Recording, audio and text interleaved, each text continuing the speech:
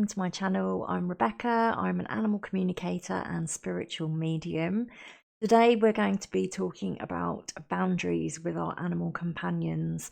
This is something that is often overlooked by humans, and also really boundaries with other animals in the wild as well we'll touch on today, because it's really important. We spend a lot of time, especially in the spiritual community, talking about the importance of boundaries for ourselves and ensuring that people don't overstep our boundaries, that people respect our boundaries. And in the event that people don't, how we either remove ourselves from that situation, or we change the way we interact with people. So it only makes sense that we actually highlight the boundaries of animals and our own animal companions and how important that is. One of the things that I see a lot on social media, and I absolutely hate, and I'm sure that many of you that are here are definitely not these people, because you're here because you do genuinely love, care, and want to understand about animals. I think some people do it, they take a certain joy in doing it, but I also think some people are incredibly ignorant and they don't understand how things can be dangerous. Is the whole trend on social media of doing ridiculous things with your animal companions, such as scaring them. So I've seen people suddenly shout in their dogs' faces, suddenly leaving the room. Do you remember when the blanket thing was, you'd throw a blanket up in the air and then you'd run behind the door, so that when the blanket fell down, your dog or your cat would be like, oh, where have they gone? That's traumatizing. Scaring them, letting children pull animals around, climbing all over them.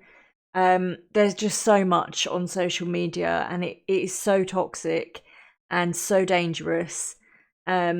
And just completely unnecessary.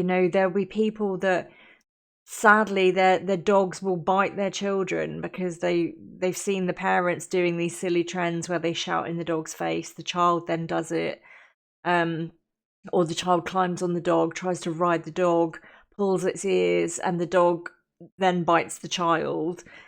The dog then gets put down and people say it was an aggressive dog, and everyone's sad. Now, it's sad in this situation for the dog. It's sad for the child because the child's been injured. The child is a child. They don't fully understand. They're relying on their parents or caregivers to shape, their environment and their understanding and to keep them safe.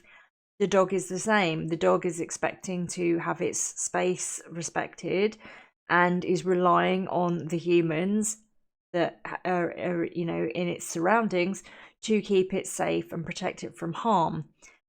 One of the really key things that people always miss, and I am of the opinion, whether it's a popular opinion or not, is that anybody choosing to have an animal as a companion, especially with dogs, should undertake mandatory training to understand animal behavior and nutrition, things like that. They should understand it all before they decide to be a human companion to these beautiful animals.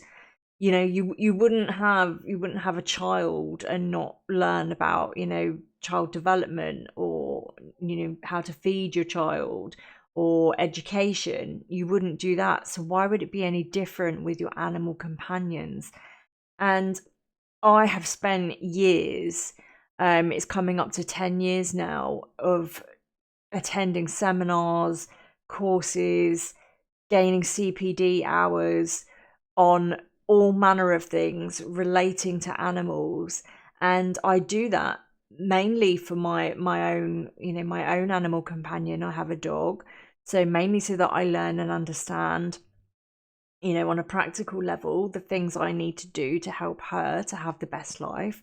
But also it does go hand in hand with the spiritual work I do, because then I have a perfect balance of, understanding from a spiritual perspective, but also understanding on a practical, in this world, perspective too. And I think it's really important, and especially with dogs. dogs will give you several cues that they are not happy in a situation. And often these things are easily missed. It's the same with any animals. They will show their body language is the way that they communicate in the world, because they can't vocalize to us. They communicate with each other and in the world to humans with their body language, and a lot of those signs are very subtle, but if you're paying attention, you will notice them. So for instance, take dogs for example. One of the first signs of dogs being uncomfortable in a situation is they will avert their gaze. They might even turn their head away. If that doesn't work, they will then actually turn their bodies away. Sometimes they will even try to leave the situation that they are in. They will lick their lips. A constant licking of lips is a sign of them trying to regulate themselves. Their jaw will be tight. Now, you might not always notice this, but if you can notice when you, especially with your own dog, you can get used to their facial positions. Their ears might be slightly pinned. They'll have a tightness in the jaw. You might be able to see, they call it whale eye, where you can really see the whites of the eye. These are all signs that this animal is uncomfortable. And often those things get overlooked. And I see it a lot in these crazy social media posts, or where people are posting like, this dog then attacked this child. You can see all these signs of escalation. No animal wants to attack. That is their last line of defense. And that is, I think, is also very, very sad, because they've shown us their boundaries. They've moved away. They've told us that they don't want to interact. They've turned away from us. They're giving you all the signs. They're trying to really help us to see I'm uncomfortable so that they don't have to escalate. And then, that is a last line of defense. You haven't listened. You haven't taken on board what they've said. You're still doing the thing that's making them uncomfortable or unhappy.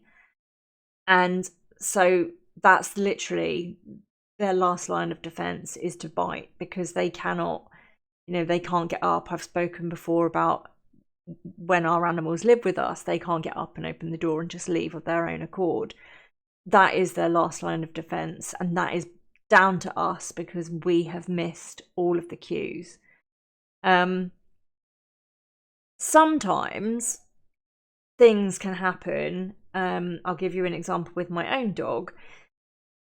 I will, and I never take it for granted that I can communicate with animals. I never ever take it for granted. But also on a human level, I've always said to my dog, you can talk to me. If there's a problem, you can talk to me. But we also have to remember that on a human level, life gets busy. And I know with my own dog that if I've been very stressed, I've known before that she hasn't spoken to me about something bothering her, because she already knew that I was burdened and didn't want to cause any more stress. But when we're in that situation of, even if we've done all the training and we know the signs, there can be moments where inadvertently something can occur. So for example, I walked into the room and my dog was in there, and we were getting ready for bed, and my dog was in there, and I'd come in and I'd done a few things. Like, I wasn't being super noisy, but I'd moved a few things around, closed drawers and things like that. So I in my mind, she was aware of my presence. What I hadn't realised was she was in an incredibly deep sleep, and she actually, I think because we'd been out for a really long walk that day, so she was super relaxed and tired. She wasn't aware of my presence in that moment. And I, as I do every night, I just went to take her collar off before bed and didn't announce myself. And I startled her. And in that moment, I hadn't, because I'd been thinking, she must have heard me. I've been in and out. I didn't even think. I startled her because she'd been woken up, probably quite terrified, woken up from a really deep sleep, as you would if you were woken up from a deep sleep. And so that was a moment where I was like, oh no, it was totally on me, because I shouldn't have assumed that she'd heard me doing what I was doing. Totally not her fault. She was frightened. I'd inadvertently scared her, frightened her from a really deep sleep. She didn't have time to give me any signals because this was happening in the moment, exactly as you would feel if you were suddenly woken up from a deep sleep. You wouldn't know what was going on, and so you might lash out. So I couldn't be cross with her because she was literally, that was just normal behaviour in that situation. It was totally on me to have realised. So I made a real mental note of that. So now, even if she's awake every night, I make sure she's aware of my presence, and I will say, okay, I'm going to take your collar off now. So we have that. We don't have to have that situation again, that, because you have to remember as well, when animals resort to that last line of defense, it doesn't feel good for them. They don't. That's a horrible feeling for them. And I know this from both a practical point of view of understanding that psychologically it's the last thing that they want to do, but also working with animals, communicating with them on a spiritual level. It really causes them stress, and it brings out that side of them that they don't want to have. That it's not even anger, it's literally, it's defending themselves. They don't want to have to be in that situation. They like to feel safe and comfortable in their surroundings. So it's incredibly important that we are, especially for the animals that we share our homes with, that we are aware of them. We're aware of their presence. They're aware of our presence. And a lot of the time, it's just that interaction as well. And even if you're not someone that communicates with animals, that you can't hear them talking back to you, just that interaction of you, letting them know. It's like with things like grooming. When you groom your animals, there are some animals that really don't like it. They really, really don't. And that can be for a number of reasons. They might have had a bad experience. So perhaps they had like really bad knots in their fur at some point, or perhaps they're a rescue animal and they might have been hit with a brush, or they might have had a bad experience. They might have been left and not cared for, so their fur got really matted. And then they had the traumatic experience once they were rescued of going to the vets and having it all shaved off. All of those things are memories like we have with trauma that stay within them, and they associate them. So some animals don't like being groomed for a variety of reasons. And so it's important that we try to make our interactions as less stressful for both of us as possible. So that is, saying, I'm going to brush you, not just whipping out the brush and, and doing it, because that, again, that's going to give them that fight or flight response where they're like, what are you doing? But also in those moments, they're great bonding moments. So you can take the time, to brush them and talking to them, checking them over. It's a great time for a health check with our animals as well, checking every part of them while they're laying still. And it can be very relaxing. Yes, we're doing it because we want to maintain their healthy coats and to make sure they're okay. But we can still have that element of it's relaxing. A bit like, I don't know, if you enjoy going to the hairdressers, having your hair shampooed and combed through by someone else is actually quite often very relaxing. And just like some people have sensory issues, I'm being made aware, some people really don't like that. They don't go to the hairdressers because they don't like someone else doing their hair. Our animals can be sensitive to those things as well. So it's very important to bear all of these things in mind. And I would say that you just think about it, think with your animals, think about them when you're doing these things, about transferring it into if it was being done to you and the way that you would like to be treated. So like being woken up, you don't want to be woken up with a big shock. You don't want someone to suddenly come along out of nowhere and start yanking a brush through your hair. Those kind of things, just think about from your point of view how you would like to be treated and place that upon your animals. Another thing about boundaries as well is also taking photos of our animals and sharing our animals on social media. Now, this is something people definitely don't do with any ill intention or anything like that. They're just, they're sharing their animals, they're sharing the funny things that happen. But like with children, a lot of people won't share their children online because children cannot consent until they're at an age where they understand what is being shared.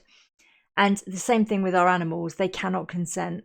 And working with animals, and from my own experience with my dog, some animals really do not like having their photo taken. I've had several animal clients, and when I do remote sessions, I'll ask clients to send me a photograph of their animals. And I've had several clients with animals that they've really struggled to get me a decent picture because they say they just don't like having their photo taken.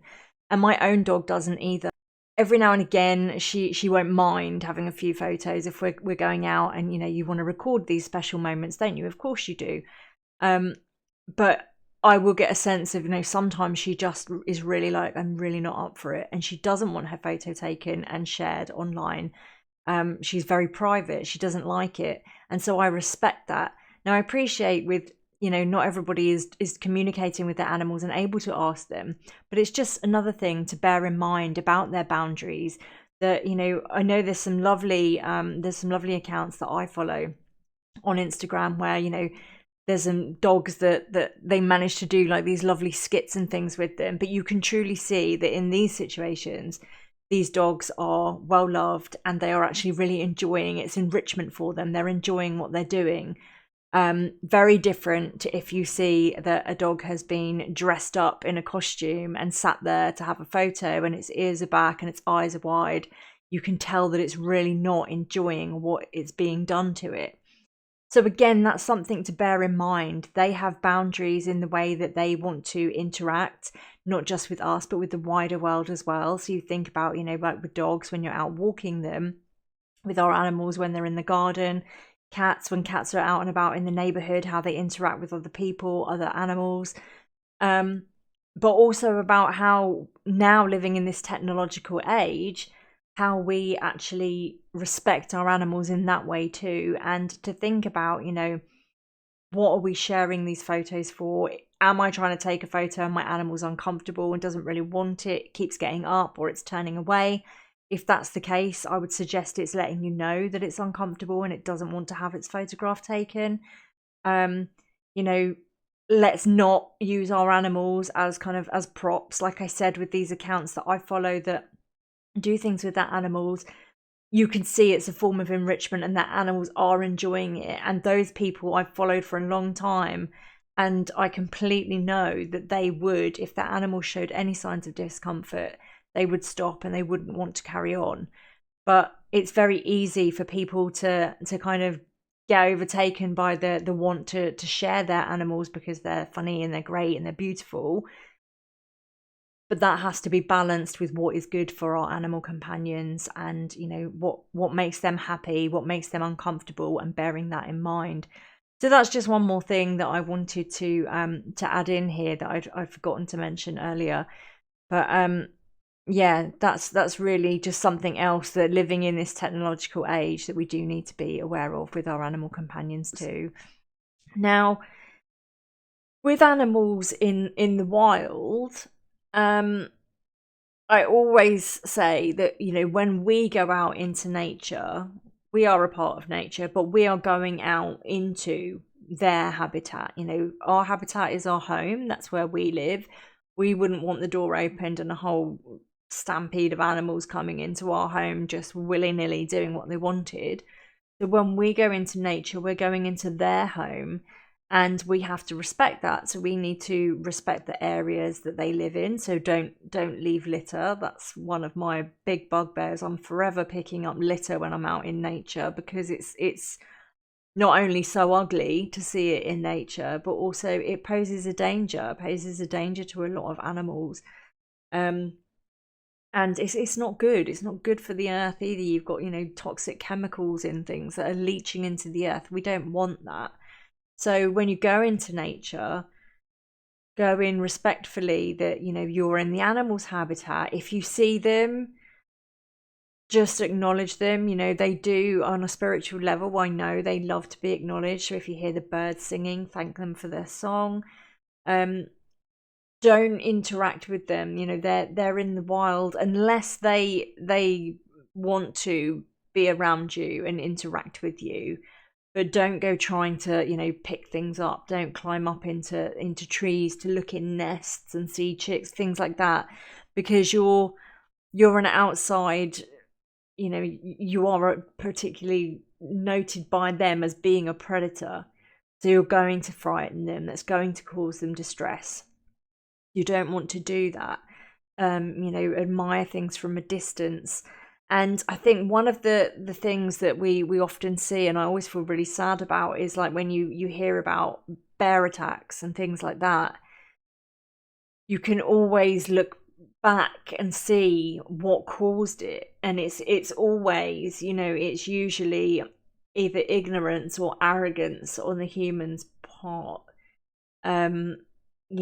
Ignorance of not understanding to keep a distance, not being aware of your surroundings, so perhaps not knowing that there's a cub, that a mother bear has cubs nearby.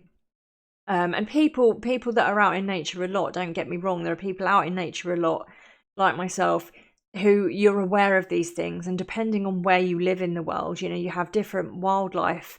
So some places will have, venomous creatures that you have to be aware of because, you don't want to be harmed inadvertently.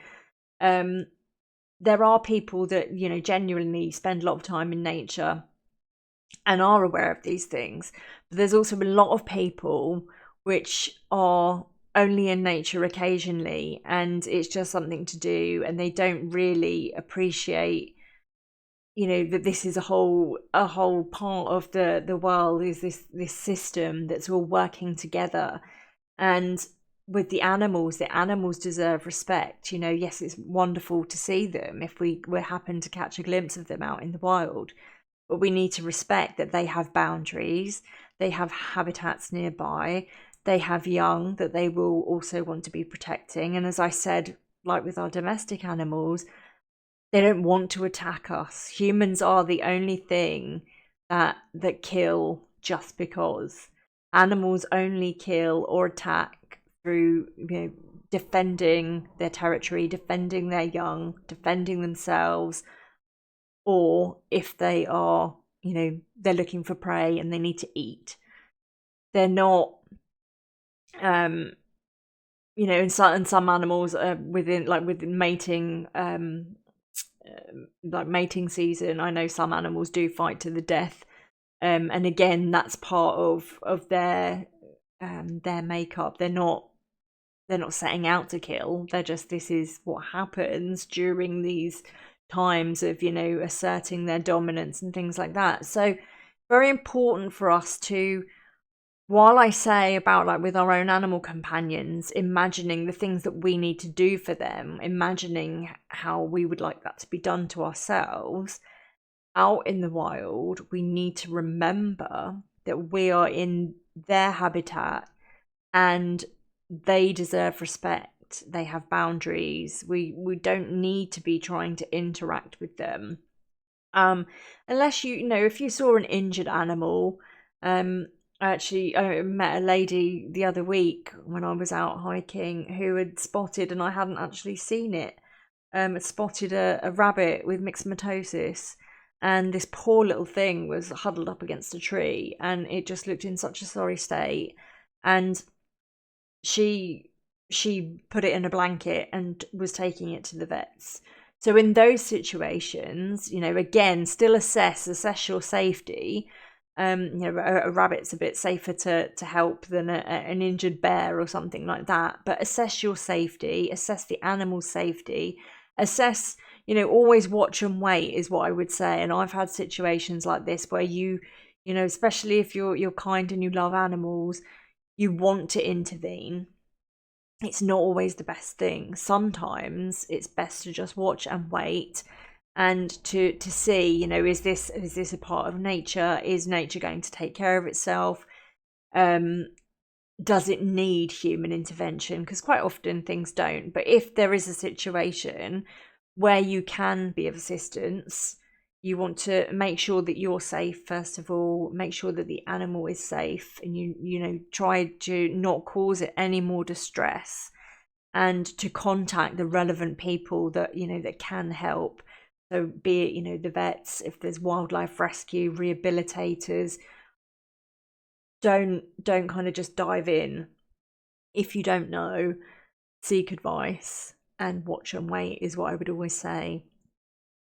But it's very important to respect animals' boundaries, because, as I said, they don't want to harm us. That's their last line of defense. But also, you put yourself in danger when you put yourself in those situations. Like I was saying earlier, with these ridiculous social media trends that happen with animals.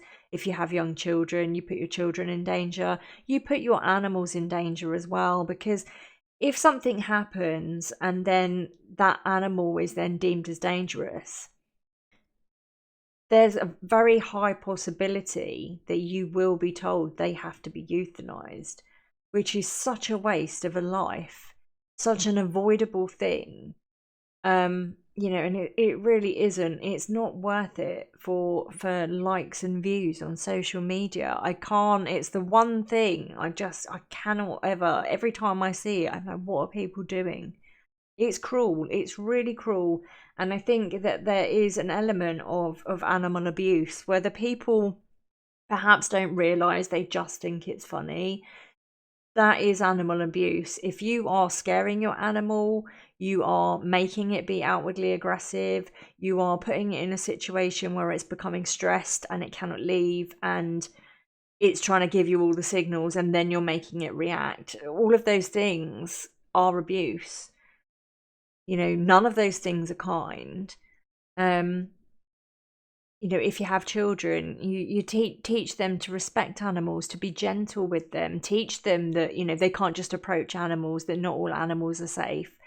I remember a few years back when my dog was only young, and we'd gone to a dog-friendly pub, and there was this little toddler, really, really sweet little girl.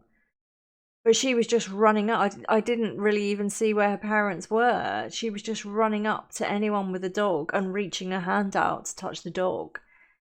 And luckily, the dogs that she went up to, the owners were friendly and the dogs were happy to interact.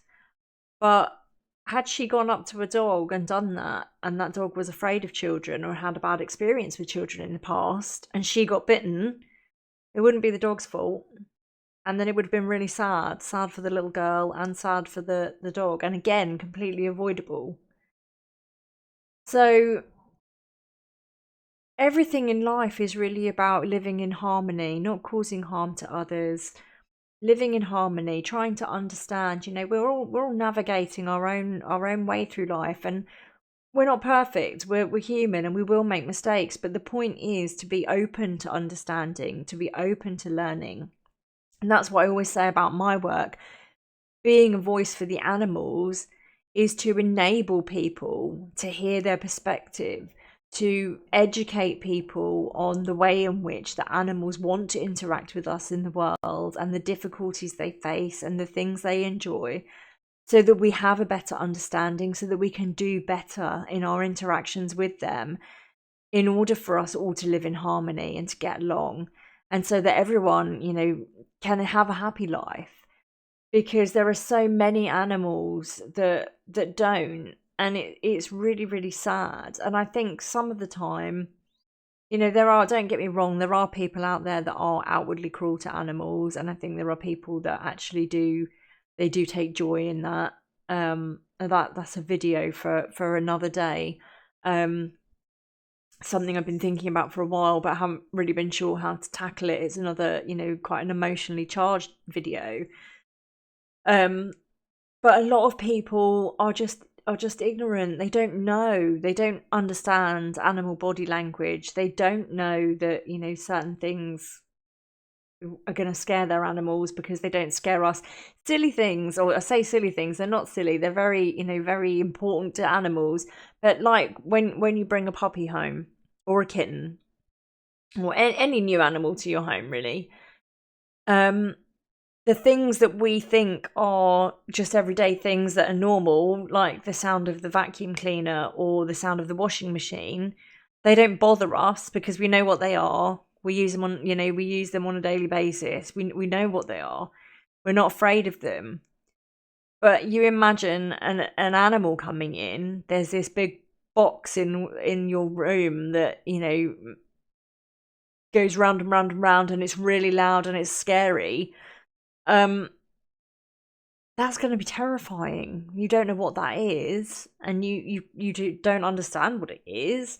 Especially, think about rescue dogs, or any rescue animals that have had life outside. Even just coming into a home is terrifying for them because they've never been inside. All of these things are new, and so you have to try to put yourself in their position and to look with new eyes, disregarding everything that you already know, trying to understand from their perspective the things that might cause them fear. But things like, with talking about the boundaries again, our animals must have their own safe space to be able to retreat to, away from humans, away from any interaction, where they can rest and relax and feel safe. So that's with having your animal's bed in an area where they feel safe. So you don't want to have their bed perhaps in a hallway where they're going to have a lot of traffic coming through all the time. They need a safe area, and when they go to that area, they need to know that you are not then going to pursue them and touch them and interact with them.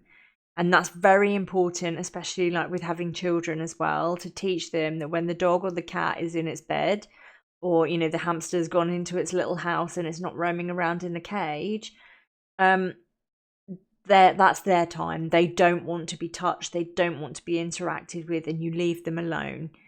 And teach them. It would be like when you go to bed, you don't want someone coming and pulling your covers off and trying to interact with you when you're really tired. Teach them, and for you as an adult as well, don't do it. Let them have that safe space, because that's one of the things that comes up time and time again in my animal communication sessions, is animals feeling that they don't have a safe space to go to and really needing that time out to kind of decompress from everything else going on. And also being in an area where where the TV is on or there's music and it's loud, that's not good for them either. They don't want that. They don't enjoy the same things as us. They want to be able to retreat and to be quiet and have that quiet time. And also, it's great to have them interacting with you. Like my dog has several beds throughout the house. She can pick and choose where she goes. And so, in the evening, she'll come and have dinner with us and she'll sit for a while in her bed. But if we're watching something on TV, I don't have the volume up really loud anyway, because I'm mindful of her hearing if she's in with us. But the door is open so that if whatever we're watching is a bit irritating to her, she can just leave and go somewhere else. She doesn't have to be trapped in with us. And I think that's really important. Choice is really important as well. So respecting our animals' boundaries, respecting animals in nature, their boundaries too. Observing, watching and waiting in situations where, we think animals may be in distress. Treating animals with kindness and respect in the way that we would like to be treated also.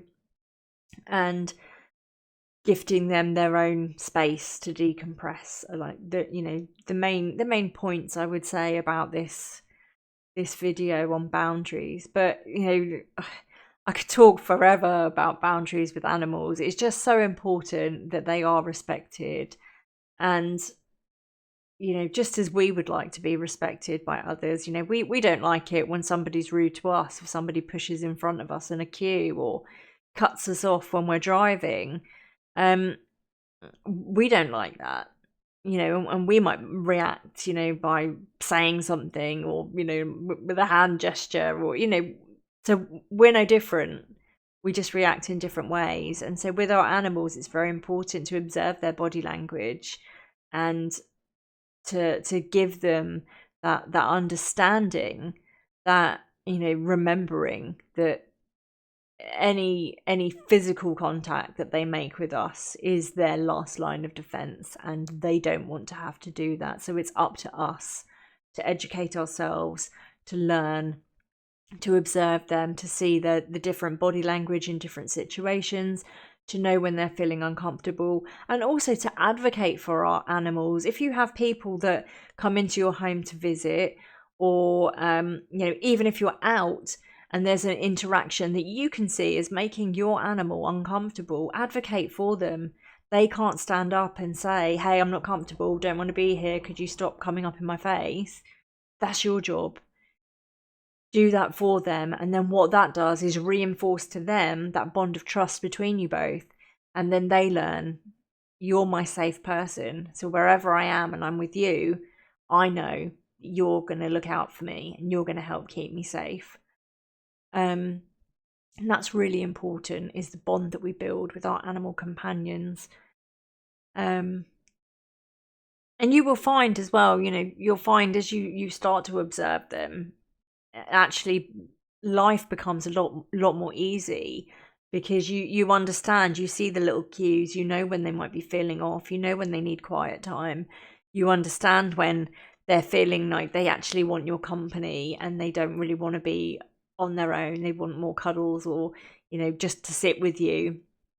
And it's actually beautiful, because you can really strengthen your relationship in that way. So by observing their boundaries, you actually benefit from that too, because you build that trust and that companionship strengthens. And so it's lovely for both of you. And in the wild, the more that we respect animals in the wild, the more that they are, more able to be seen by us, because they feel safer. They know that, they're over here, and they know that you're just observing them. There's several animals that I see on a daily basis when I walk my dog, and that they've come more into my excuse me, they've come more into our area now. They're not so far away from us. They're not so quick to run away from us. They know that, I'm just acknowledge them, say hello to them, but we're no threat. We're not going to go over to them. We're not going to try to touch them. They know that, so they feel safer around us, and that's rewarding for everyone, because they get to enjoy their time in their own habitat and their own environment, as they should, without feeling the threat of us. But also we get to observe their beauty and to observe, their feeding patterns, their behavior, things that we wouldn't normally get to see. So only good things come from observing and respecting the boundaries of animals. So I hope that's been helpful today. I might do a follow-up video on this if there's anything else that comes up in relation to boundaries that I think of. But I think this has covered quite a big amount for you to begin with. So I hope it has been interesting. If you do like my content, please do like, share, and subscribe. I'd love to hear from you about how you navigated, behaviors with your own animals, helping them to settle in if you have rescue animals, the things that you've done and the ways in which you've noticed that your bonds have strengthened. If you'd like to book a session for your own animal companions to understand them at a deeper level and find out what they have to say, please visit my website, spiritjourneyhealing.com, where all the details of the services I provide can be found. You can also find me on Instagram at Spirit Journey of Enlightenment. If you're more interested in the human side of navigating life and spiritual messages relating to the human experience, please follow my other YouTube channel, which is Enlightened by Spirit. Thank you very much for listening, and I'll speak to you again in another video. Take care.